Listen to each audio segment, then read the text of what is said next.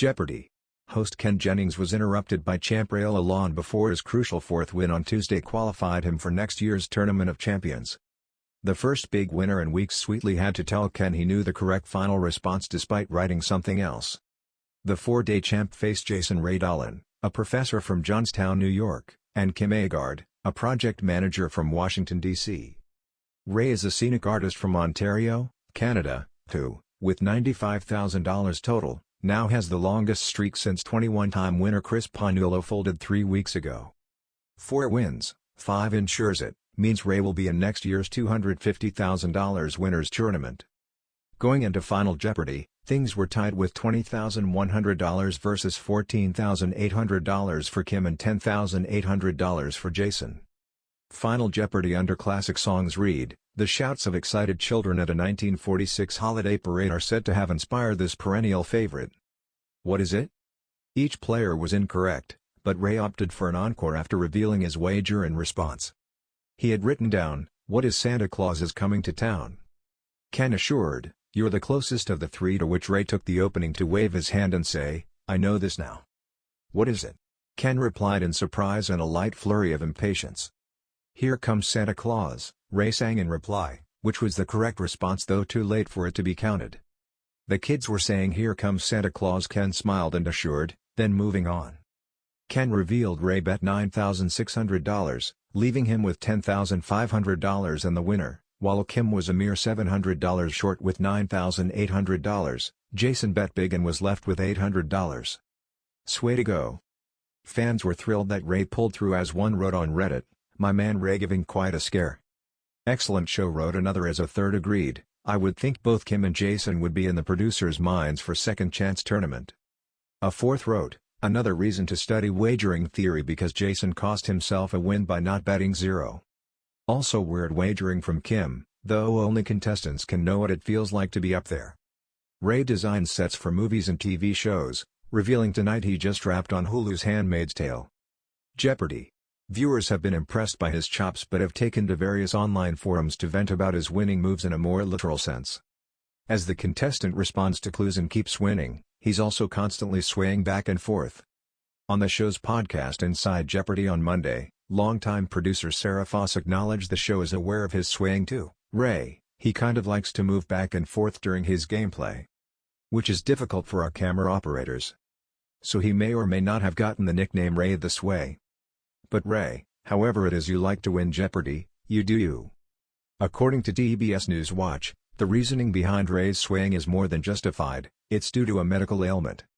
The outlet wrote, "He suffered some spinal cord damage over a period of years, and had to work hard to prevent muscle spasms in his legs while he was on camera."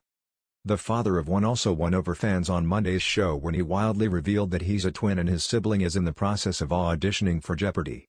Right now. He joked, "There's a chance you're gonna be seeing this face again and again."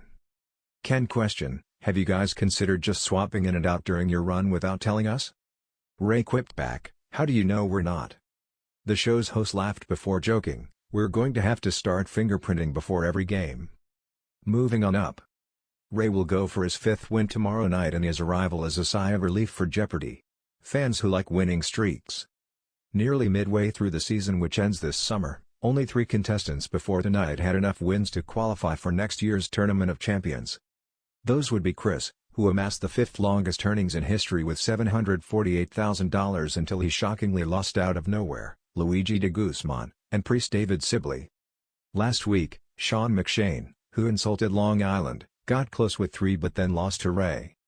So now there are 4 players eligible for next year's competition, which is nothing if not good news. The 2022 Tournament of Champions had 19 contestants eligible with 4+ wins, and 2 from the new Second Chance competition.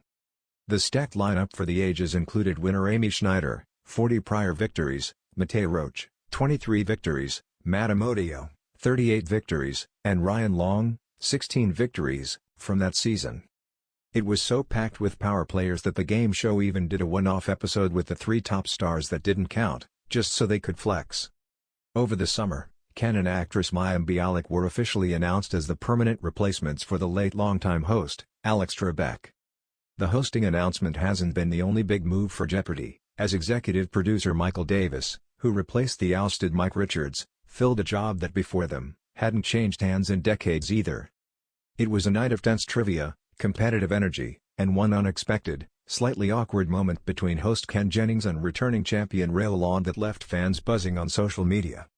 Ray Lalonde, a stage and lighting technician from Toronto, Canada, had already captured the attention of Jeopardy! Viewers with his calm demeanor, sharp intellect, and commanding performances over his first 3 games. Entering his 4th night as returning champion, Ray had become a favorite among longtime viewers, especially after his poetic final Jeopardy! Wager in Game 3 helped him narrowly defeat a Yale professor. However, it wasn't just his knowledge or game strategy that stirred conversation after Tuesday night's broadcast. The real spark came during a tense exchange at the start of Double Jeopardy! When host Ken Jennings, himself a record-setting Jeopardy! Legend, was cut off mid-sentence by none other than Ray. As the returning champ stood at the ready, Jennings began to explain the categories for the next round. And for Double Jeopardy! Tonight, the categories are, Ken said, pausing for dramatic effect, as is customary. But before the full list could be unveiled, Ray jumped in with a confident, "I'll take famous firsts for $400, Ken." The room went silent for a beat. Ken blinked, then chuckled awkwardly. "Well, Ray, I admire your enthusiasm, but I've got to read the board first," he said with a slight grin, clearly trying to maintain a light mood. The audience gave a small laugh, and the moment passed, but the tension lingered. Online, fans immediately picked up on the exchange.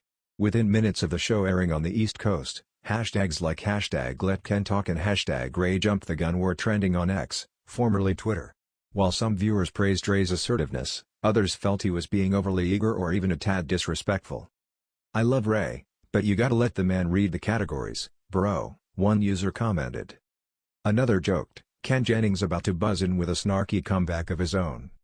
Yet the moment didn't seem to rattle Ray, at least not outwardly.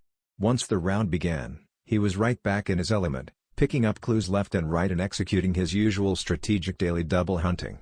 He found the first daily double under the $1,600 clue in historic headlines, and wagered a modest $3,000, correctly identifying the event linked to Berlin Wall crumbles, 1989. Despite Ray's early control, his 2 challengers, Elena Morales, a graduate student from New Mexico, and Jason Franklin, a high school civics teacher from Michigan, were far from pushovers. Elena, in particular, had a strong second half, quickly gaining ground on Ray during the last 2 minutes of Double Jeopardy! Her correct responses in classical music and 19th-century inventions kept her within striking distance heading into Final Jeopardy! The final category was fictional geography.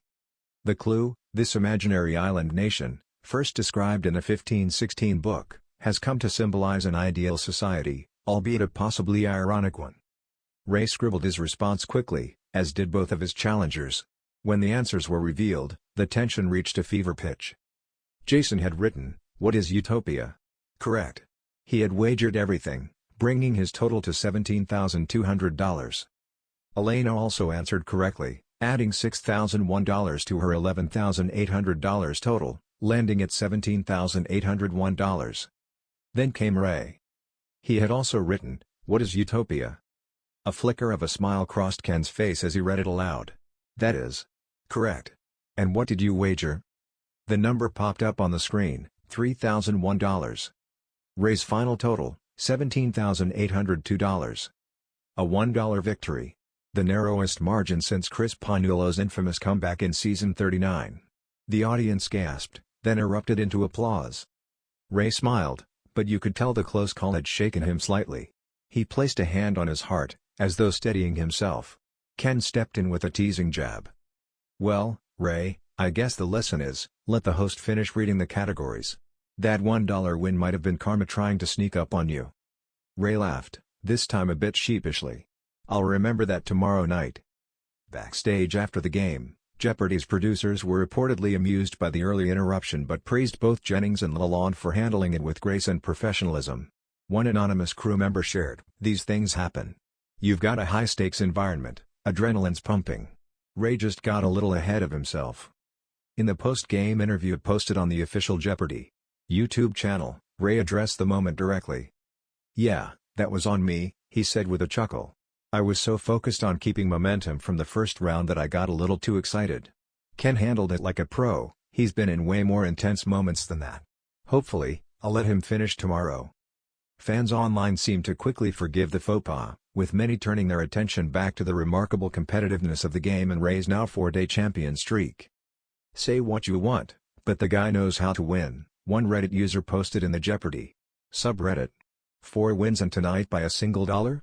That's legendary stuff. Ray returns for his 5th game tonight, and if he wins again, he'll be within arm's reach of qualifying for the next Tournament of Champions. But with each game getting tighter, and the challengers clearly studying hard, it's far from a done deal. As for Ken Jennings, he continues to bring his blend of quick wit, trivia knowledge, and poise to the stage, even when cut off mid-sentence. And perhaps tomorrow night, Ray Lalonde will wait just a little bit longer before choosing a category. But then again, this is Jeopardy! Anything can happen.